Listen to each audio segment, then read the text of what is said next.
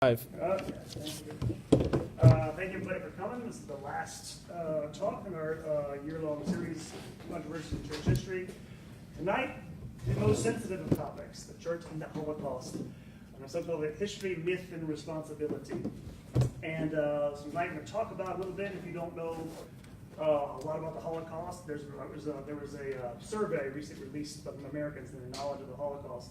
Only like 40% of the people surveyed didn't know what Auschwitz was. And it was even higher among millennials. So there is a lack of knowledge apparently about the Holocaust. And so if you don't do a little bit here today, mostly it's also about a really raging debate that's been simmering for a couple decades now about the role of the church in all this. In particular, Pope Pius XII, which by the way, the background for my slides, that's actually Pius XII. With the arms outstretched, I really like that. That's him there in the background, just so that you know. So I want to start out and make a comparison. Give you a couple of evaluations of this Pope, Pius XII, from two different eras, from the immediate post-war, end of the war, post-war era, and from the more recent history, the last couple of decades. In 1942, when Pius XII gave a message during World War II. The New York Times proclaimed, quote, "The voice of Pius XII is a lonely voice in the silence and darkness enveloping Europe." There should be a unquote there, but I didn't get to it in time, right? So, and on the death of Pius XII in 1958, he died 13 years after the war. Golda Meir, the future prime minister of the state of Israel, when she found out of his death, went on the floor of the United Nations in New York and gave this message: "We share in the grief of humanity at the passing away of His Holiness Pope Pius XII. In a generation afflicted by wars and discords, he upheld the highest ideals of peace and compassion. When fearful martyrdom came to our people in the decade of Nazi terror, the voice of the Pope was raised for its victims. The life of our times was enriched by a voice speaking out great moral truths above the tumult of daily conflict. We mourn a great servant of peace." Leonard Bernstein, the director of the New York Philharmonic, also a Jewish man, of course, when he found out while he was conducting, he was in practice at the New York Philharmonic in 1958, stopped his orchestra in the middle of their practice and demanded a moment of silence for Pope Pius, who had paid tribute to him because of his sacrifice of the Jews in the war. And so you see in the immediate aftermath of the war, Pius was actually, and by the way, I can multiply this, there were lots of positive mentions of Pius on his death from Jewish organizations and from Jewish leaders, from the secular press, if you like, in the 1940s and 50s. Fast forward 30 years. In 1998, a book was published by a man named John Cornwell, who we'll come back to in this. The name of the book, by the way, if you haven't heard it, is Hitler's Pope. In which John Cornwell proclaimed that Pius XII Pope was the most dangerous churchman in modern history, without whom Hitler might never have been able to press forward with the Holocaust. His book, published in 1988, set off a flurry, mostly of popular works, all of which painted Pius XII as, you forgive my language, the biggest piece of crap who ever lived. He was a coward, he was evil, he was a Semite, he was all these things. I can give you the names, I'll go through some of them, come back to some of them. Gary Wills, James Carroll, Goldhagen, David Kurtzer, all repeated these claims ad nauseum in a series of books for about the next 10 years.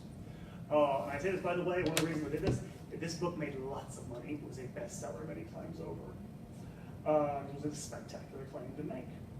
At the same time, a few years later, David Goldhagen, his book, A Moral Reckoning, more generally speaking, basically held the Catholic Church responsible for the anti-Semitism that led to the Holocaust. You get the quotation there. The Catholic Church was, Christianity was, but Catholic Church in particular was, according to his lights, the preeminent source of all modern anti-Semitism, unquote. So that leads to the obvious question: is any of this actually accurate or true? Which is, of course, the question. Is the Church to blame for the Holocaust in any way? By the way, I should mention, I'm going to come back to this at the end of this. From what I can tell, especially among academics, this is still a fairly default position of the Catholic Church. But there's a real deep suspicion of it and its role in the war and everything, especially the war in the Holocaust. So let me get to that real quickly. Whoops, I didn't do much. We have to start with the Holocaust itself and what happened to the Jews in the Holocaust. A little bit of brief background on anti-Semitism in the 19th and 20th century Europe. There's a distinction. Sometimes scholars take this seriously, sometimes they downplay it, but I think it's meaningful when I introduce this to you here. The distinction is between anti-Judaism and anti-Semitism. Anti-Judaism is a sort of religious prejudice, religious hatred, based on Jewish religion, not necessarily their ethnic background. Anti-Semitism is, of course, based purely on their ethnic status, being different ethnically, racially, and so on and so forth. You will get a lot of debates in the literature about, what was more important in the 19th and 20th century. My general sense is that, for the most part, anti-Semitism was a bigger cause. Although, again, of course, in practice, these things might not have been all that big of a deal to people. They just didn't like Jews, so they didn't like them, right? So keep that in mind. The other thing to note about this is that a big change that happened in the 19th century was the introduction of modern racial theories. Modern theories about race, genetic racism. Going back to, among other things, of course, Darwin's discoveries in the 19th century played a huge role in all of this. Which I should mention, by the way, that the church always basically condemned anything like social Darwinism. They never had much use for it. And in general, they would have been definitely against modern racial theories. And I'll come back to the end as well. Anti-Semitism, of course, was prevalent in 19th and 20th century Europe. In some places, worse than others. One of the places, by the way, which was not known for being terribly anti-Semitic prior to World War II was actually Germany, you can imagine. It didn't have that big of a reputation. If you're wondering why, one of the reasons they didn't have that big of a Jewish population. As you're going to see, most of the Jewish population in Europe in the 20th century, 19th century, is actually in Eastern Europe, not in Western Europe. It's an important thing to keep in mind as we go forward with this. But other places like the Netherlands, even Poland, not known as being particularly anti-Semitic, and especially for Germany, this is important. Again, this isn't necessarily something that came, that people saw coming, is my point. Something like the Holocaust, with its scores of death and destruction. And I'm sure you know something about Nazi racial theory, but just to get the basics out of the way. Nazi racial beliefs had it that the Germans descended from a warlike, quote-unquote, Aryan race that had conquered much of Europe in prehistory.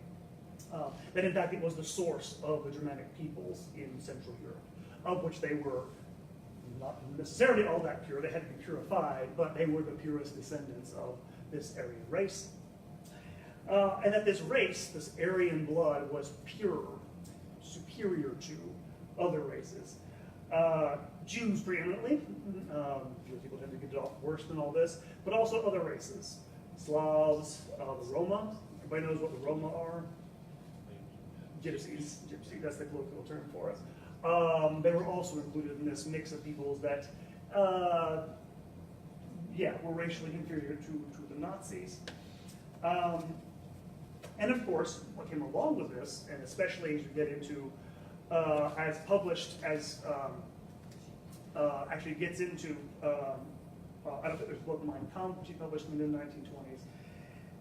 There was a need in his mind to expel these races from the German homeland, to purify the race, but also for something else, to establish a Lebensraum, particularly in Eastern Europe. This was something that, by the way, had been kicked around by German thinkers since the late 1890s. Lebensraum just means living space.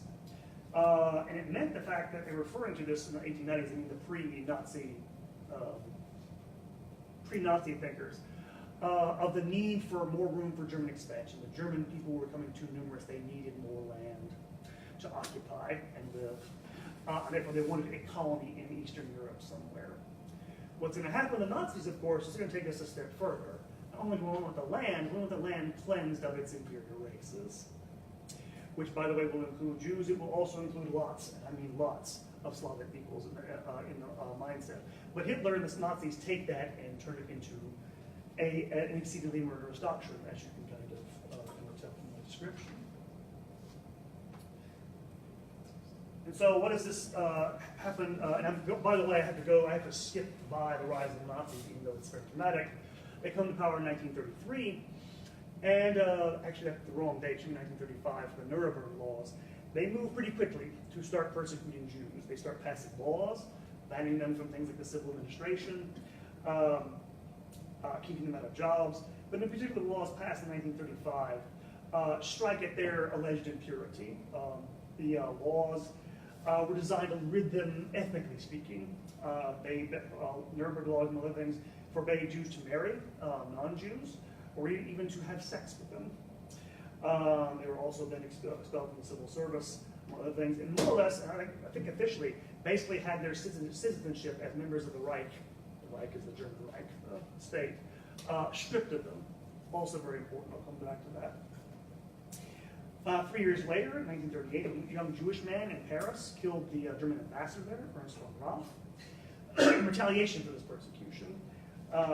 This murder led to, or was used as an excuse for, the so-called Kristallnacht in November of 1938, when Jewish thugs went around attacking Jewish businesses and killing about 90 people in the process.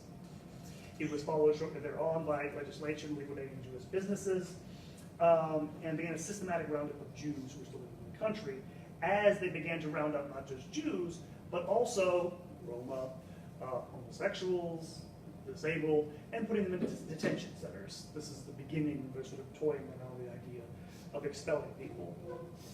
As well as people like trade unionists, communists, even religious groups like Jehovah's Witnesses were put in these camps. So you're having this begin almost as an experiment, but as a series of measures. And I should mention this, by the way, historians have, this is pretty much a consensus. There was no long-term plan involved in all this. The Nazis pretty much did this sort of, point A, not really know where point B or point C would go necessarily. There was at least that we have evidence for. Bless you. And so what happens is they begin a sort of trial run in 1939 with the first extermination programs, which are aimed at those disabled people. Mentally and physically handicapped Germans, including children, are killed by gas in rehearsal for the sort of larger scale stuff they're going to plan out later on. What happens is, because this is happening in Germany, and people have relatives in these hospitals, word gets out, and people start protesting. In particular, the Catholic Church protests a lot. And eventually they draw so much attention to it, they have to stop the program in 1940. By then, some 200,000 people have been put to death by this program. At the same time, I'm skimming over the Second World War. Of course, they've already been told in 1939, and they begin, as soon as they conquer Poland, the mass execution of Poles, particularly elites, people with higher education, people who can run their government for them. Their goal is to liquidate the ruling class of the Poles, and they start, and by the way, shooting them. Different forms of execution for different purposes. On the other hand, the Jews begin their first thought, basically, is to really rid Germany of them. So they start moving them to ghettos in 1939 in Poland. And again, Poland, by the way, has the biggest population in Europe of Jews, 3 million before the war. Most of them will be gone by the end of it.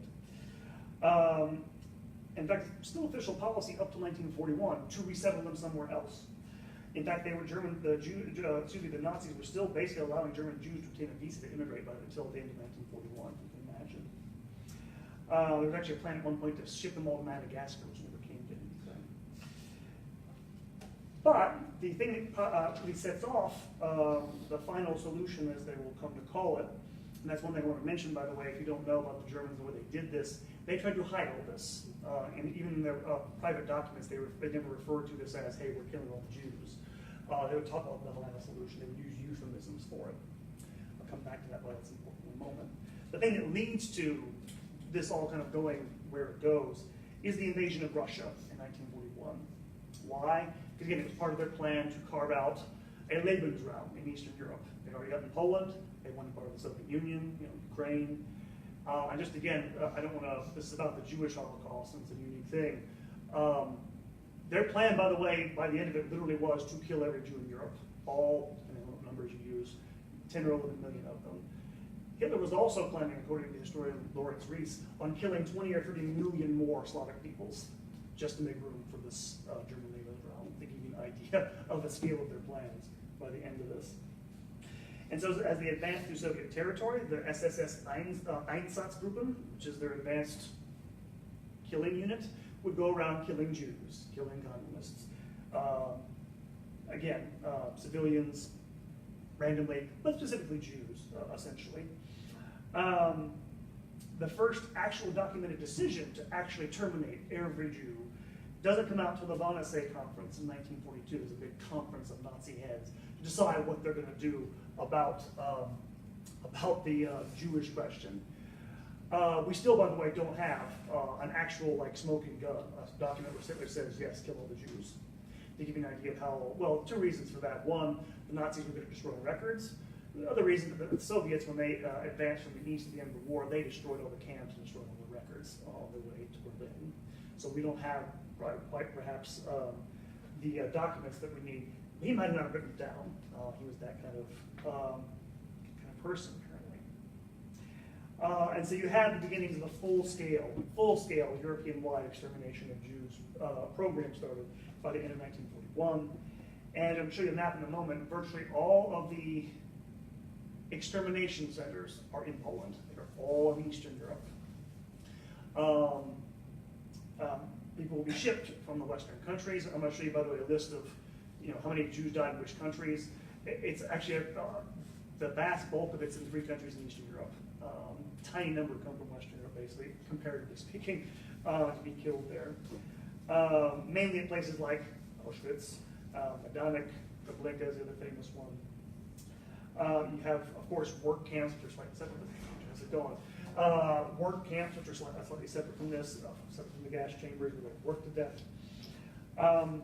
Again, I have to breeze over some of this for the sake of time, but the Nazis continued doing this right until the end of the war. Hitler thought this was going to be his most lasting achievement as Führer, to rid the country of Jews. And so up to the very time that the Allies came in to actually get rid of the camps, they were killing them right up to the end. They actually apparently ignored, it looks like they ignored the actual war for this, just to give you an idea how crazy this is.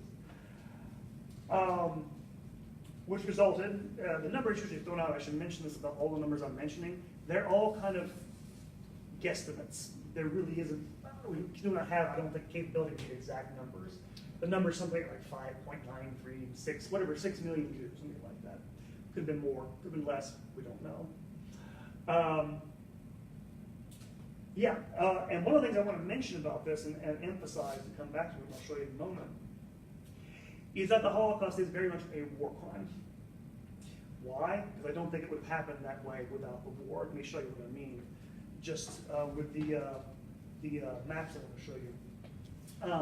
So you have your map of all the extermination centers in Europe. And you can see, and you can see this here, little sort of like soccer ball looking things are actually ghettos, and you can see where they're most numerous. Again, almost all in the eastern parts of Europe. Almost all the death centers are in Poland. I think there's one up in Belarus, maybe another one in Russian territory somewhere. But that's about it. It mostly takes place in Poland. There's a reason for this. There's a reason for this. It's because this Nazis, of course, go in there and they don't just take over. They destroy their government completely. They destroy their state. They destroy their state personnel. Same thing when they move into western parts of the Soviet Union. They destroy the government there. Just as they don't quite do it in the same way. At the end of the war, they're going to invade 1944. They're going to invade Hungary. They've been their ally. They go and invade there. I mention that because those are the three areas where the biggest numbers and the highest percentage of Jews are killed. And it's not a coincidence. Why? Because the historian Timothy Snyder pointed out in his book about the Holocaust that wherever Jews were stripped of citizenship in the German Reich, or in these countries where their states were basically obliterated, they no longer had the protection of another nation state. The only thing that's going to protect you from a group of people who have the power and resources and weaponry of a modern nation state from killing you if they want to, is another nation state. And so the wiping out of these states, and by the way, the same thing happened, of course, in the United States government in Iraq. Wipe out Iraq, all of a sudden minorities like Christians and Yazidis are fair game for terrorists because there's no state left to protect them. And to give you a last emphasis of this is the death toll, according to Wolfgang Baum, the historian issued a study in 1996. You can kind of see the vast majority from those three countries, about 5 of the 6 million from Poland, the Soviet Union, and Hungary. And it's pretty much, and by the way, it's pretty much a strong correlation there with the states they conquered, or even occupied. Below that, Germany, Czechoslovakia, they occupied that at the beginning of the war. Romania was an ally, the Netherlands they occupied. And from France on down, things weren't, it's hard to say it this way, they weren't nearly as, the percentages went down. Notice, by the way, not many Jews died in Italy. Not many at all, actually, for reasons we'll come back to. So keep all that in mind. This was very much a war crime done in wartime. Didn't mean to rhyme. So, oh god, that was 3 times in a row. Oh no, that's bad. Okay, moving on. So what was the church doing during the Holocaust? What did it do? Why is it sometimes implicated in blame for this massacre? Something we have to stop and talk about in the age of, in the 1920s and 30s. The Vatican is a state. It has its own diplomatic apparatus. Why do I mention this?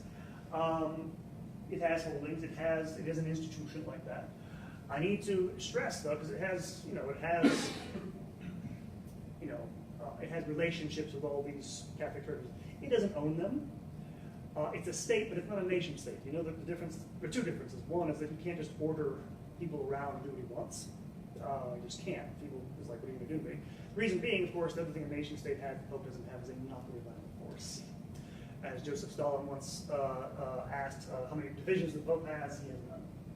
So you can't keep that in mind. And so the church, especially, this is old, but I have to go through it here a little bit, especially after the French Revolution, a century and a half before this,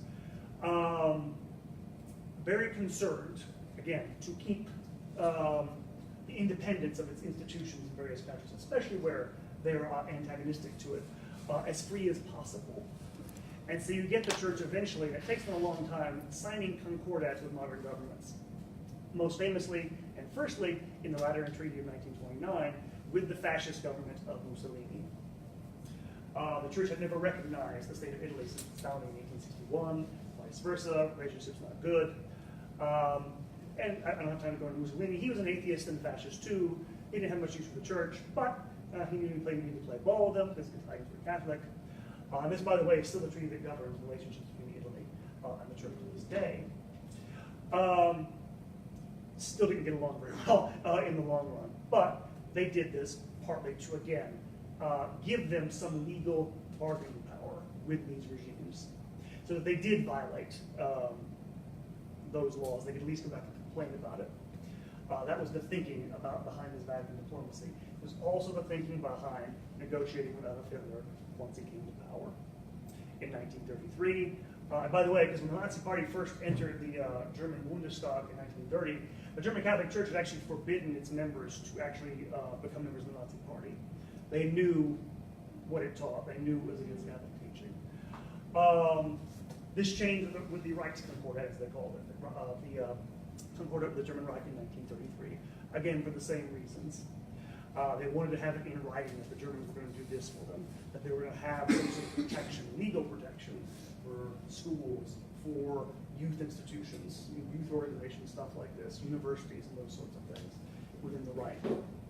I mention this because this is one of the criticisms people have of Pius XII, because as you're going to see, he was not Pope at the time. He was very much a part of this.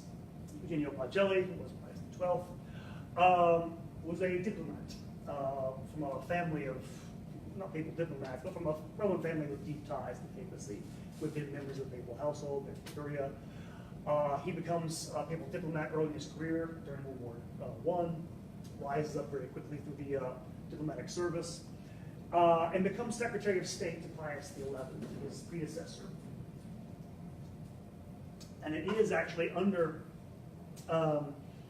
Eugenio Pacelli's urging that he does negotiate with the Concordat, with Hitler. And again, we do know, by the way, he didn't really like Hitler very much, didn't care for Nazis very much. But again, he had the same sort of thinking.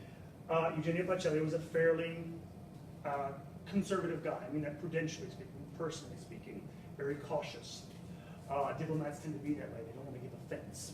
Right? And this is one of the things people note about Pius XI.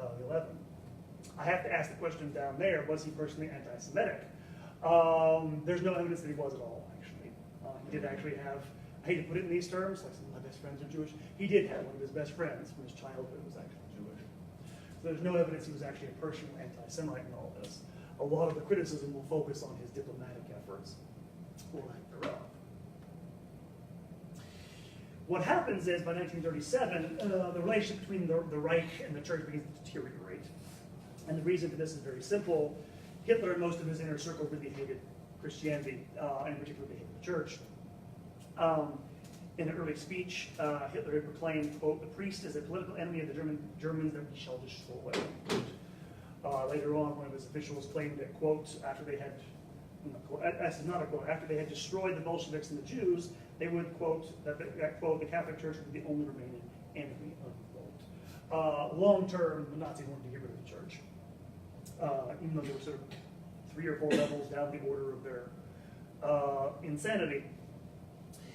And so because of interference with, again, church educational institutions, trying to force Catholic youth into Nazi youth organizations, under the influence largely of Eugenio Pacelli and a couple other German bishops, Pius XI published the Mitteilung der Sorge in 1937, a paper which was written in German, not in Latin. And the reason why, of course, is it's aimed at the German people, so they could read it. Derek? Yes, sir. This is pre-Vatican II, so was it normal for the church to publish in non-Latin? Yeah, people noticed, and that was the point, yeah, to make the point, and it's a pretty strong condemnation of, yes, Nazi racial theory. Not just Nazi, but any sort of theory that exalts the state, any sort of theory that exalts any race over any other.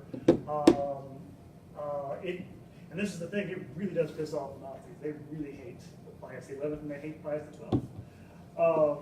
They don't do anything, by the way, because they're afraid of causing martyrs. The church has power in that sense in Germany. But it definitely gets them into it deteriorates the relationship between the Reich and the Vatican. And they actually will smuggle into Germany and have people with motorcycles run around Germany and give them to parishes and stuff. And it's read on all the pulpits on Palm Sunday in 1957. Which again, by the way, this is the first time any organization really internationally has criticized Nazism this way. So you do have this, prior to the war, this one big sort of condemnation of what Germany was doing. Well, at this point, again, they hadn't started the sort of actual death machine going. It really doesn't start until, of course, the war is on. So what do they do during the war? What's the church doing? What is the Pope doing? The first and probably most strenuous, actually the two most strenuous condemnations of the Nazis by churchmen. The first one's from Archbishop von Galen in Munster in 1941. I think this is in June and July of 1941. He issues a series of sermons in which he condemns the Nazi euthanasia program in very explicit terms. Claims they are violating people's human dignity, their human rights. Again, Hitler wanted von Galen dead, but again, they didn't want to make a martyr of him. They were going to wait for after the war and get him. This had a big effect. This is probably one of the things that helped stop the euthanasia program in the first place, eventually. Although, again, during the war, again, he didn't do all that much, partly because he was being watched by the Nazis at that point. The second real point at which the church spoke out, I should mention, by the way, by 1942, they had a good idea, by the end of 1942, they had a good idea what they did, and again, there's debate about this, when the church knew that mass killing was going to happen or did happen. It took a while for that to actually become clear. By the end of 1942, they actually knew. In July of that year, 1942, the Dutch bishops issue a circular letter condemning Nazi racial theory, naming Nazi officials in the occupied Netherlands who were deporting Jews to camps. In reaction, the Nazis round up 40,000 Catholics who were actually baptized Jews, send them off to Auschwitz to be killed. I'm going to come back to this because this reprisal is very important going forward to learn. Even with that, at the end of 1942, Pius XII did a speech, a radio message, in which he pretty clearly is talking about the Nazis. I'll read a quotation from him. He says, quote, "Humanity owes this vow to those hundreds of thousands who, without any fault of their part, sometimes only because of their nationality or race, have been consigned to death or to a slow decline." Another translation of this could be marked for death or gradual extinction. And I should mention, it's a long message, and it's not terrible. He never comes out and actually mentions the Nazis. They know he's mentioning them. It's the last time he'll actually talk about this in public in the course of the war. And in fact, before this, the Allies had been actually critical of him in their memorandum. They wanted him to speak out more against what the Nazis were doing. He didn't do it partly because of what happened to the Dutch. He feared there'd be more reprisals if he had came out and spoke out against them in that way. But that wasn't the only thing that the church actually did. There were rescue efforts in several places. Most of which, none of these, by the way, are one thing. They're not coordinated from Rome or anything like that. They're basically done in individual places by individual churches or by individual people. In Rome itself, if you don't know, toward the end of the war, the Nazis actually invaded Italy and conquered it, took over Rome. When they did this, Pius opened all the religious houses in Rome to Jews, gave shelter to about 5,000 of them, saved their lives.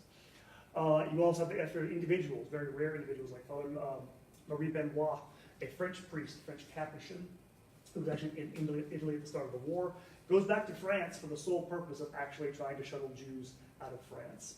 And again, the numbers are kind of odd about this in terms of how many he saved. But he did all sorts of things. Procured false papers. He had a printing press in the monastery in France where he was at. They printed false documents so they can get Jews out of there. Again, and he's, by the way, one of the Catholics listed at Yad Vashem. If you don't know what that is, that's the Holocaust memorial in Israel. They have a place for the righteous Gentiles who actually helped either shelter, save Jews, hide them, get them out of occupied areas. They list about, the number, my notes I don't, 8,484 are listed in their online database. So we're talking about, again, comparatively speaking, a small number of people. And the number of people that were saved is not a debate. We don't really know. The estimates I've heard, somewhere around 700,000 Jews were saved by these efforts. Which again, compared to the numbers that are slaughtered, isn't that much, but probably more than any other organization, I think it would be very safe to say, besides, of course, the armies that liberated Europe. Then finally, Pius made diplomatic efforts. He had his papal nuncios do the same thing in the countries where they could do this, open up their religious houses to Jews. He also, by the way, did give at least his blessing, and this is something I'm kind of still seems murky, I couldn't figure it out, but there were some efforts apparently to at least give moral support to resistance movements within Germany. In particular, there's a book published a few years ago called The Church of Spies, the Pope's Secret War Against Hitler, in which the author claimed that Pius XII was part of a plot to assassinate Hitler.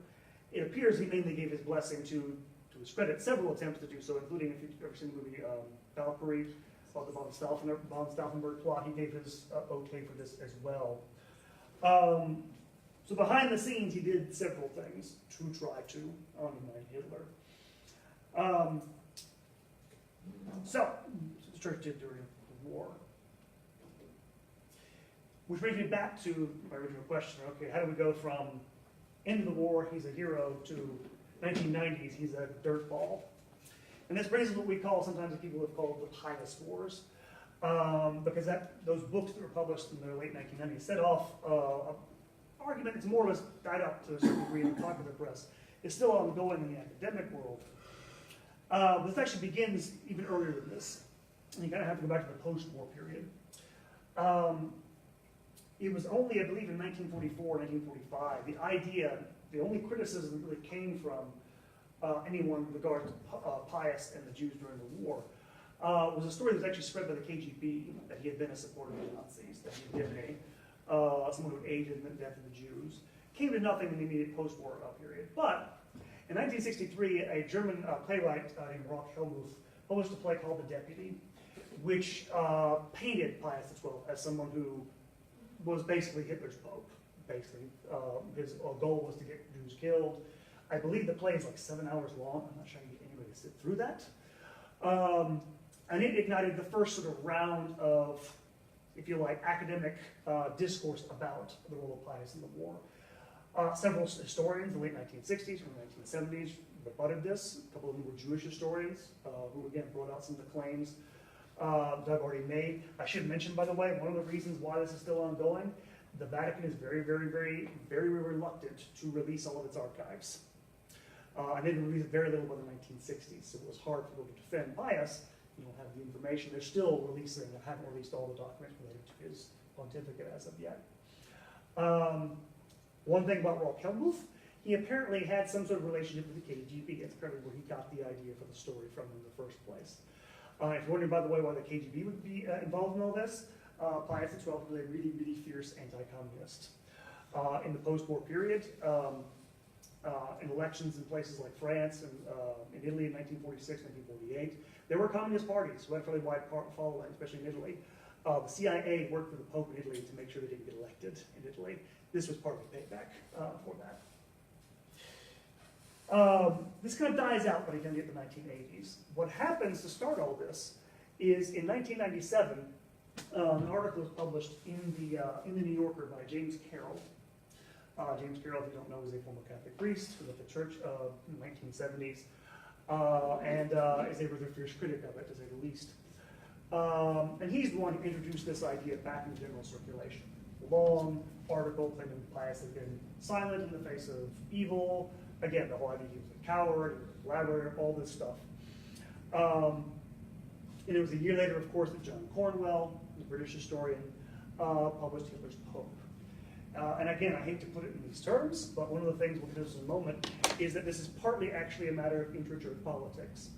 Because one of the things that happened early in the 1990s was the cause for the beatification of Pius XII opened. And James Carroll, if you don't know, is a very, very, very liberal Catholic. Women's ordination, you name it, wants the church to change all these things. Same thing with John Cornwell. And this was almost certainly a way of criticizing John Paul II vicariously. Right? You brand Pius XII as Hitler's Pope, you associate him with the conservative Pope you hate. And I'm not making this up, by the way. This is something they make these parallels themselves. And I know this because his critics the critics of these books and several others pointed this out. This debates about a lot more than just Pius XII. It gets into inter-Catholic debates about those sorts of things. It also, of course, gets taken up by Jewish historians who have bigger fish to fry than just the Holocaust. I mentioned Daniel Goldhagen, we've had several other Jewish historians, want to blame essentially all of the ills of modern Judaism and modern Jewish people on the Catholic Church from this episode in World War II. I won't go through name all the critics who responded. The most prominent one, by the way, popularly speaking, was David Dowling, who was actually a rabbi himself. Wrote a book called The Myth of Hitler's Pope, was one of the ones who did this. But there's a whole avalanche of books back and forth about this topic. And as I mentioned before, I think a lot of this actually is, well, I can tell you this in a second. I have one more here. Yeah. Was up there. These are proxy wars for other things. I really do believe that. Not necessarily as I haven't made it clear. I'm not, there are things you can legitimately criticize Pius XII for. But the vitriol against him, when I first approached this, didn't make any sense to me. Because you can definitely, by the way, and I'll come to this in a moment, make the case he could have spoken out more forcefully. Could have used his moral authority as Pope to try to stop what the Nazis were doing. That's a legitimate, I think, argument to make. But to give you an example of, okay, who's to blame here? Who's more relative to blame for not speaking out? There was a conference in Evian, 1938, in France, where the Western powers met to discuss what to do about the Jews. They knew it was happening in 1938. I'm talking about the British, the French, the United States.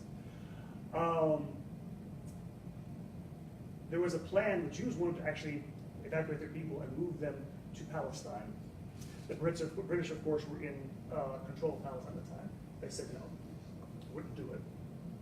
There were lots of reasons for it. They had an opportunity to get them out if they wanted to do that. FDR, 1939, it was like 40,000 Jews applied for asylum, sent a whole ship of people over to the United States. He turned them away. My point is, I'm not saying FDR is evil, but the sort of disparity in the terms of the relentlessness of the attacks on Pius XII tells me that there's something more going on here than just, oh, this is just straightforward evidence. No, it's not. There is a little bit of, there's a lot going on, actually. One of the things, of course, is there are inter-Jewish debates about anti-Semitism and its legacy, right? Because, of course, it's been a really great century for the Jews, right, after what happened in World War II. I think there is a search for, okay, can we find sort of one cause for this? Things like that in the background. But also the changing role of the Holocaust in American life. One of the things, I'm going to read a really interesting book. We're in graduate school. It's called The Holocaust in American Life by Peter Novick. And it was about the way that Holocaust has been perceived in American culture since the 1940s. It wasn't that big of a deal until really the 1970s, 1980s. It's become much more prominent in people's minds for a lot of reasons. In the immediate post-war period, people didn't want to talk about it. It was still too fresh in people's memories. Plus, of course, you had the Cold War going on. One of the reasons why this didn't explode earlier, or didn't explode in the 1960s, of course, is there was a consensus in the immediate post-war period among Western powers. Got to stop the commies, got to stop the commies. That all began to fall apart when? 1960s. And so a lot of this has to do with changing things in Western life and against the background of it. And so you have all these things in the background of this debate, which I think exacerbated my point. Made it hard, by the way, to come to a fair assessment.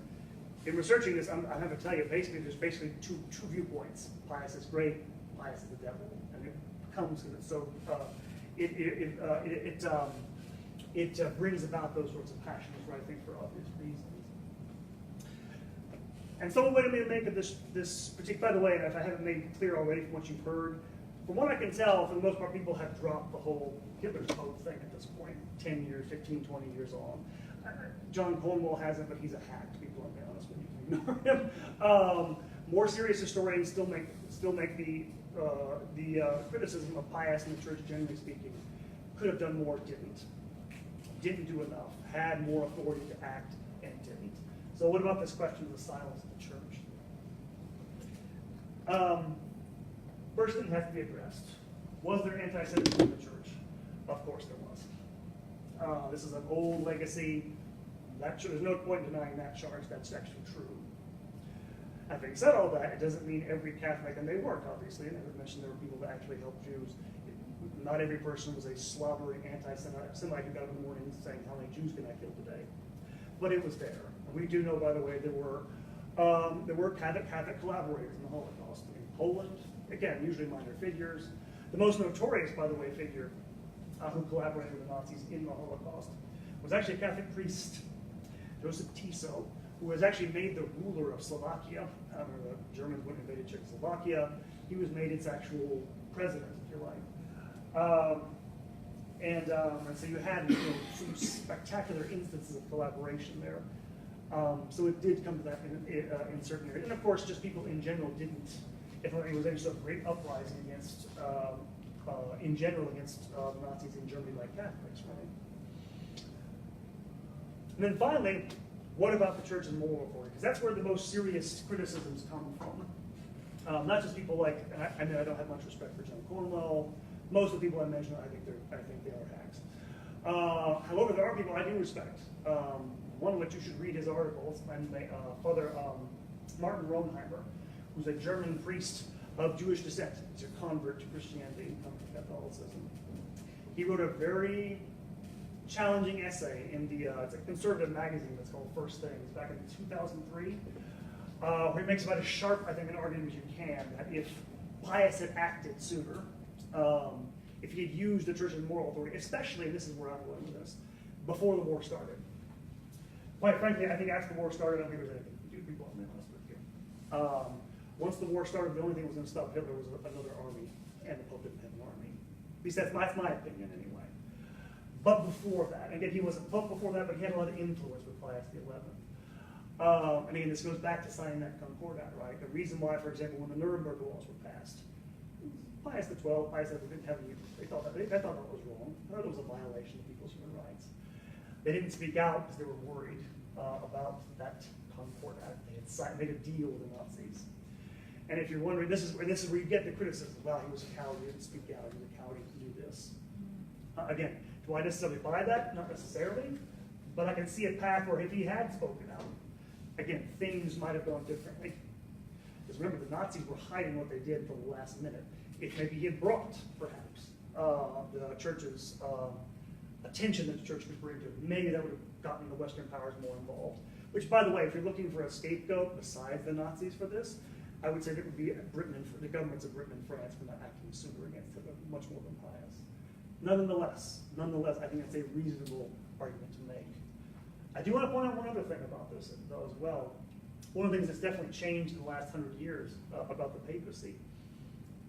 There's an idea that when I first started investigating this, it seemed like, and I'm not sure, it's just my perception, or maybe the perception of Pius's critics, that the Pope was responsible for sort of everything in the world, and that's why he should have gone off and done more, because he's sort of the world's moral conscience. And I confess, I'm an adult convert myself, and I was baptized in 2003. I've never thought of the church as being the sort of world's conscience, and so I wonder where they got that idea from. And I'm just kind of staring me in the face. They got that idea from popes, like, for example, John Paul II, who used his moral authority to undercut, of course, the Soviet regime, right? And this is where you get, again, more serious people like Eamon Duffy. I mean, Eamon Duffy is a great Catholic historian. In my time period, my area of studies, Britain, England, that's his, in the same time period. He made the same comparison. Well, if Pius XII had acted as boldly as John Paul II would, things have gone differently. Again, I don't necessarily, I buy that. I can buy that for the pre-war era. I don't buy it once the war starts. I mention that because, again, the reason why I think there are problems with this idea, I mean, the idea that the church's moral authority is just sort of universal like that. I mean, yes, it is in a way, but that's not really the Pope's charism to be the conscience of the world. And I know it's a good thing, by the way. I know it's a great thing. You know, for example, in World War I, Benedict XV, Pope at the time, tried to get a peace conference together to stop the war. Had no effect. Great thing that he did it. I'm glad that he did it. Pope should always be for peace. But I just don't think moral authority is enough when you're talking about things like war and the Nazis. Again, that's the difference between him being, it's a state and a nation state. This is the only things we're going to stop the Nazis at the time of the war with a nation state. And so I think that's the argument's a little overdone, and I can see some of the justice in it. And so a few takeaways, just to give you in this from my lecture. One, whatever he was, Pius may have been too timid, he may have been, you can take him whatever, he was not a collaborator. There's no way. He did not love Nazism, he had no use for Nazi racial theories. Some of his best friends were Jews. Yes, yeah. My point is he was not personally anti-Semitic. I admit that made me really angry when I first started reading. It still makes me angry. This is a slur. He's not a pope. He was not a piece of dung. I'll say that clearly. The church did try to help the Jews in some regards once the killing started. Some parts of it. One of the things other things I really resent about the critics of Pius, they sometimes act as if, well, if he just ordered his priests to go out and do this more Jews would have lived. And I'm thinking, he's going to demand they commit acts of martyrdom? I mean, can he do it? Is he allowed to do it? I don't think he is. And I'm not sure anybody. And that's the thing. Again, the Pope is not a dictator. He's not a military leader. He can't just order people to do that. And so one of the things I get up on this, but individually, Jews did help. Some of the institutions did. The church did help Jewish parts of it, and that's documented. This is facts.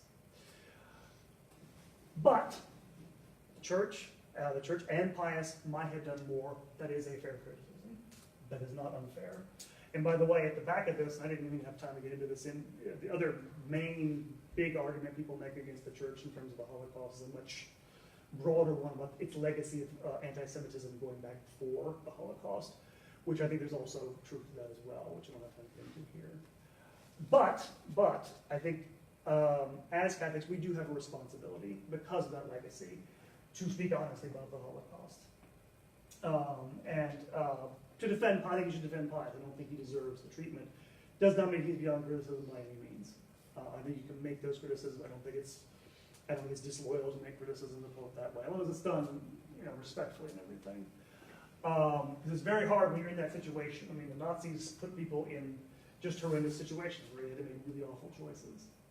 And that's where you should have both accuracy, which means admitting admitting where there are things that are unpleasant and uncomfortable, but also not, I don't think giving into what are, I think, problematic assertions about his moral character and how awful it was. But definitely take responsibility for that as Catholics, something you should do in the Church's history. And that's, I'm going to do on time tonight. Did I do that? Oh, did pretty well.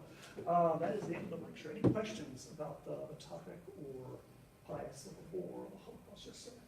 Aren't there a number of saints that came out of?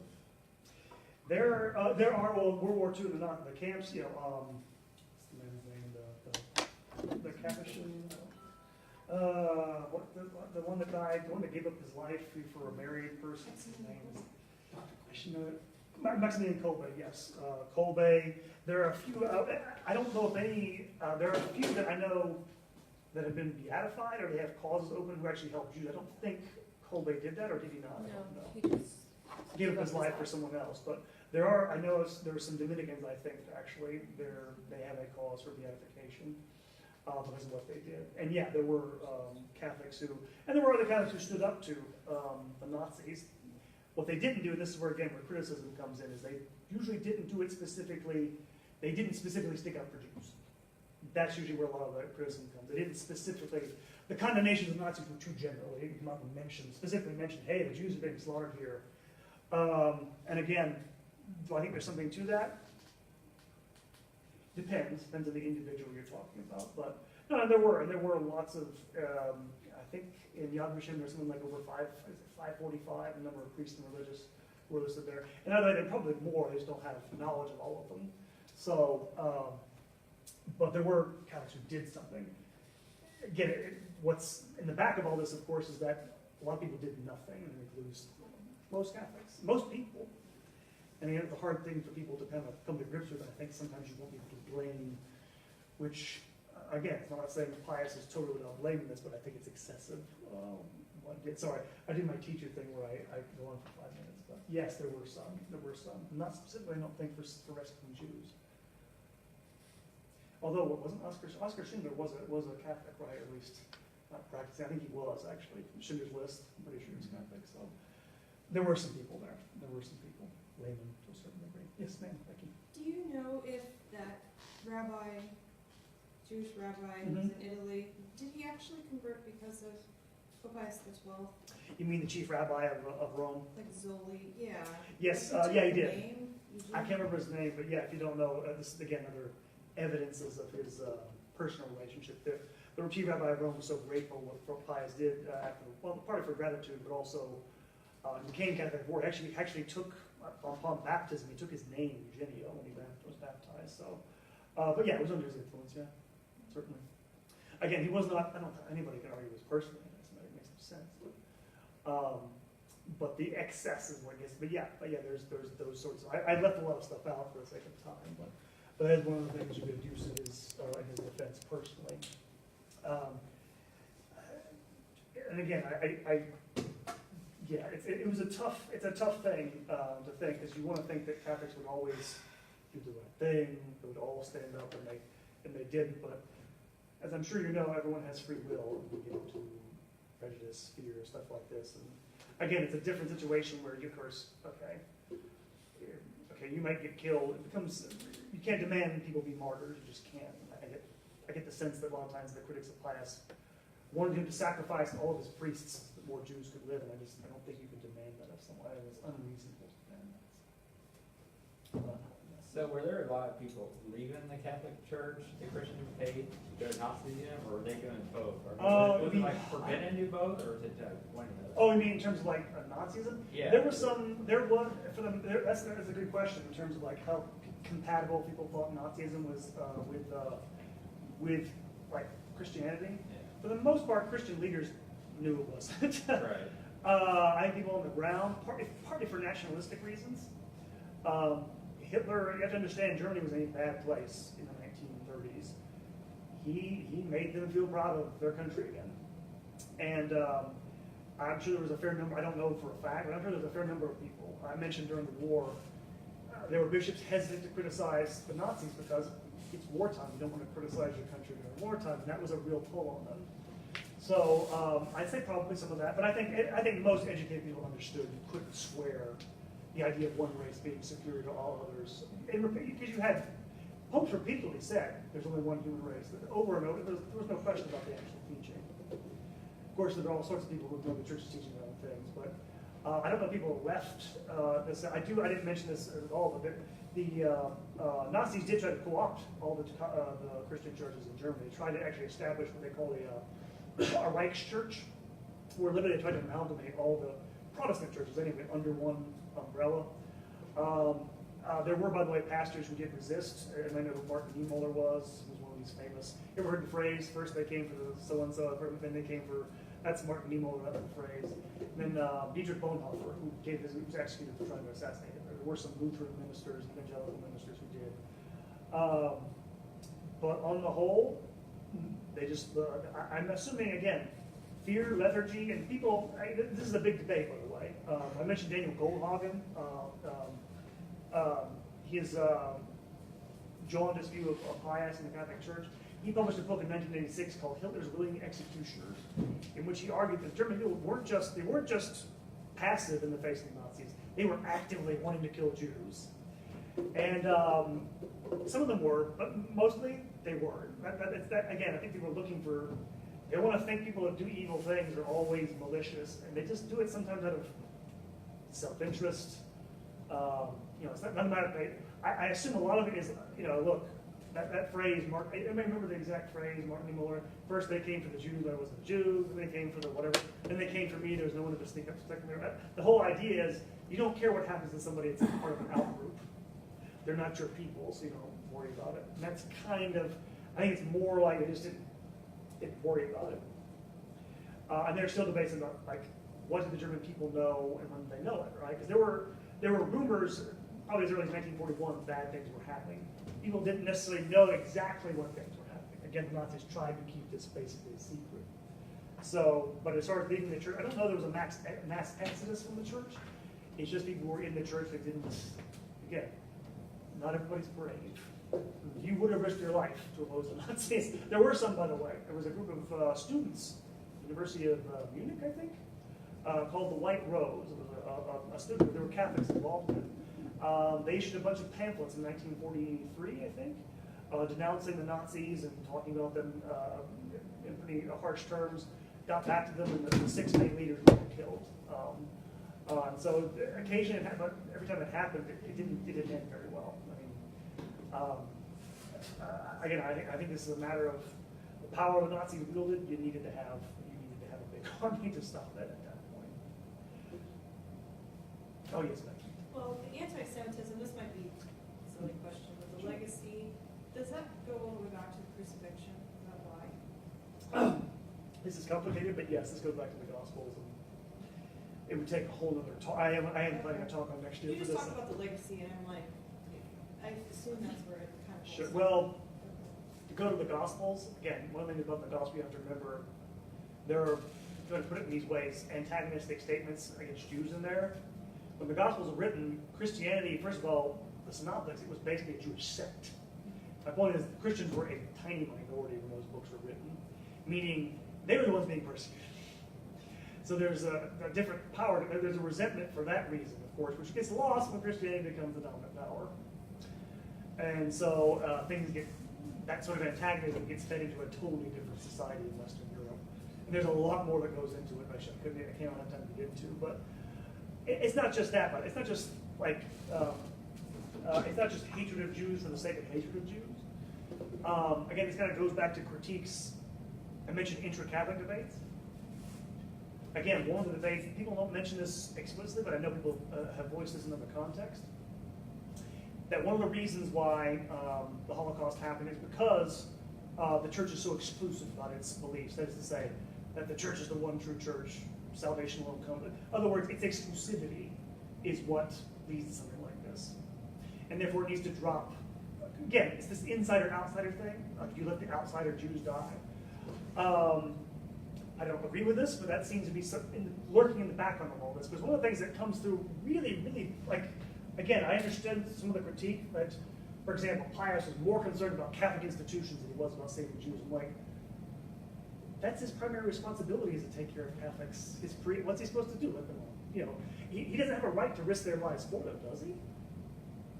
And this is where things, because it is true, by the way, that was his first thought. What do I do to say baptize Catholics first? And by the way, that happened in certain countries. That meant if there were Jews there, if there were baptized Jews, and they would save the baptized ones first. Again, you're in a situation. If somebody criticized me for it, I'd say, look, you're in a horrible position. What are you supposed to do? And maybe you can say, look, our faith is martyrological. Sometimes we are called to give our lives. You first. I'm not impressed by armchair martyrs who demand this stuff 75 years after the fact. I'm not. It does make me angry. I get the criticism. I don't get the vitriol. But it is legitimate criticism, though. It's not unreal. But then again, other people are put in really bad situations. I'll give you an example. This is something that's very touchy, and it's a very touchy subject. There were Jews who were sort of forced to collaborate with the Nazis. You don't know about this. The Nazis set up Jewish councils, Judenrat, wherever they went, places like Poland, to sort of organize Jewish ghettos so they could, and basically so they could sort of find out how many there were, organize them, deport them later on. There have been accusations over the years that certain Jews did this willingly, stuff like this. This is really nasty stuff, but again, it's under the threat of death. So my point is that sometimes people make this happens all the time in history, and controversial things like this. Whenever a historian or an author has a figure he wants to exonerate, he'll start contextualizing it and talk about how nuanced and complex history is. And by the way, they're right. History is complex and it's nuanced. But when it comes to someone they already don't like for ideological reasons, devil himself, no more nuance. And again, I get it. You can criticize Pius. Let me say this again. I actually accept some of the criticism. But I'm sorry, he's not the devil. But it is, I can tell this really bothered me reading this, by the way. Not just the criticism of Pius, it bothered me Catholics didn't do more, it really does. It really was depressing reading through some of this. Not Pius, he did do some things. He did, I think, what he thought was right. I don't think he got up in the morning saying, well, screw the damn Jews, it's going to take me here. I didn't do that. He did weigh these things. You may disagree with the decisions, maybe they were wrong. But I do think, I did think he was a more serious man in some ways than a lot of his critics, yes. I'm sorry, you had your hand up, Richard. Well, I looked it up myself. I was going to ask him what percentage of Germany was Catholic, at the time. According to Wikipedia. That's a minority. Yeah, it was about, it says there, Wikipedia cited, it said that 1933, it was like 60-30 in terms of Protestant versus Catholic. Yeah, there was a big minority, majority in the South, minority everywhere else. Yeah, and it said by 39 because they already annexed Czechoslovakia and another predominantly Catholic country, the percentage it went up to about 40% within that whole area of Catholic. Sure, yeah. But still not a majority of the nation. Yeah. Oh, sure, yeah. But and again, this is the thing. And this is the thing again. I don't want to slam the critics of Pius too much. For the most part, nobody. That's what bothers people. Right. To give you another example, I mentioned the Evian conference. If you don't know, the Germans had their military capability restricted by the Versailles Treaty in World War I. 1935, Hitler announced he was going to break the treaty. We're going to start rearming. A year later, the Rhineland area between France and Germany had been demilitarized. They couldn't occupy it. He marched 22,000 troops into the Rhineland area. But Hitler's army wasn't ready for war. He knew that. He gave his troops orders to turn back if the French saw the French army coming. The French had 3 times the amount of soldiers there. They could have gone in there and taken them out if they wanted to. The French, and again, to be fair to the French, their populace was tired of war. All they had to do was send their army there. I think it would have frightened them off. But it convinced them they wouldn't do anything. And again, if you're going to criticize Pius, where's the? By the way, I hate to break it down in these terms. Almost every critic of Pius, on the cultural and political left. Almost every defender is on the cultural and political right. I'm guessing I'm kind of a culturally conservative guy. If you haven't noticed. The government of France in the 1930s is the Popular Front. Popular Front is a leftist coalition. Again, FDR doesn't get hit like this. The Popular Front doesn't get hit like this. Why Pius? And so, again, the biggest thing is the Nazis, because going back to the legacy of anti-Semitism, look, people were comfortable with treating Jews like dirt, to be honest with you, right? They weren't. They had been over the centuries. Not like this. Then again, when you started, stripping of their citizenship, doing all those things, why didn't why didn't they know something worse was coming? I think that the simple answer is nobody thought that anybody would be crazy enough to try to off 11 million people. I mean, it really is. You think about it, it's almost hard to imagine. And again, the Nazis, it's weird. Historians, academic historians, of which I'm one, like to make fun of the History Channel, we call it the Hitler Channel. But you understand why, because every time you think you've learned everything you know about the Nazis, something always surprises you with how crazy they were. They're just always surprising with, they did things you wouldn't think, they did things normal people wouldn't do, which is why people, I don't think, anticipated what they did. That makes sense. And unfortunately, people in the Catholic Church, as I'm sure you're aware, are mostly perfectly normal. I can't tell you the specific quote, but I remember when I don't remember where I was reading this, but Hitler, when he was first getting, Nazi Germany going, he rebuilt and everything, he said that, I think it might have been Mein Kampf, maybe, I don't know, but he respected the Catholic Church as a powerful institution.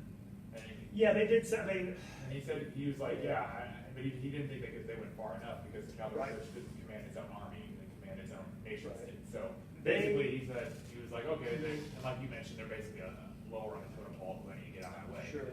He saw how much that Catholicism controlled the people's lives in terms of if you're a practicing Catholic, your life revolves around it. I should point out, he said things in public he didn't mean all the time. Right. In private, he had nothing but and by the way, the contempt comes through, like Hitler and his inner circle, they thought the church was too Jewish in its origins. It was a sort of form of Semitism when they just this irrational hatred of Jews. But yeah, they would say things like that. They said a lot of things. And again, it goes back to just the Nazi mentality. They didn't respect law or anything else. Again, this is where people criticize Pius. Why did you bother respecting this court? Because they didn't respect it. That's kind of what made Pius a civilized guy, unlike Hitler. He did respect the rule of law. But it's still a difficult, obviously, issue to deal with in any case. Any other questions or anything? Yes, ma'am. I have a semi-unrelated question. Probably should have asked this earlier, but prior to giving these lectures, when you're doing your research, how do you go about distilling between, dubious and solid resources? Because there's so much information out there. So. There is, and that's the thing is that it's like I go with my students when I teach them how to do research. Basically, anything that has first of all, anything has the imprimatur of an academic institution, academic press, university, stuff like that. I'll admit, by the way, I wouldn't do this because, again, you have to kind of know, you have to be, I think, an academic to do this. Like, you can use things like Wikipedia if you check their sources. Like, you go to some pages, they're really low sources, or you go back and check it. Some of those are okay. But it's something you kind of have to learn. It's like learning to do things. It's like learning to do things in the medical field. I can give you instructions, but I have to probably have to show you. It's something you just kind of have to show how to do it. Like this is that. This is more. Because most of the stuff you can find a lot of stuff on the internet. It's just fine actually. Stuff I use for this, by the way. U.S. Holocaust Museum is good. Yad Vashem has stuff on it. In terms of the stuff about like the Pius War, stuff like that. A lot of the debate didn't go on in academic journals. It went on in popular stuff like Commonweal, America Magazine, The New Yorker, New Republic, First Things, these magazines where they basically in book reviews went back sniping each other back and forth. And so you learn things, you learn which book reviews to read is a big, like you learn that, okay, who's the big scholars if you review something in the TLS, the Times Literary or something, or in the New York Review of Books, those sorts of things. It's knowing who and whom and what, and I know that's but that's the way you do it. You find out who the scholar is, who's been doing it. And plus I just kind of knew, because this spilled over from the popular world to the academic world really quickly. And from there you find out where the academic works are, you read reviews of them to get a sense of where people are talking about what they're talking about. And I do sense, by the way, I don't mean to criticize everybody who's a critic, the academic critics are more restrained. They don't dump on Pius quite as much. I still disagree with them to a certain degree, but they're more fair. Especially, again, the older this gets, the more other things will fade away in the background. I think hopefully in time we will get it. But I don't think we can have a real neutral view of the guy at this point. It's just all the issues involved are too fresh, too visceral. But that's how you do that. It's like you find the scholars that are big, you go from there. It's tough. That's what takes the most time, actually. Any questions?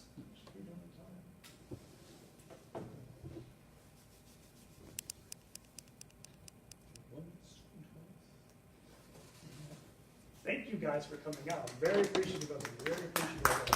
If you haven't already, like the Facebook page, Controversies in Church History. Follow it. Stay on the lookout for updates. My website's going to be up. Oh yes, and Andrew came in later. I'm going to have putting up polls on my Facebook page, asking people what they'd like to learn about next year. When I start recording my episode with that. But thank you guys. That is all. Thank you guys for coming. We'll see you hopefully in the fall. So yeah. Thank you, Richard.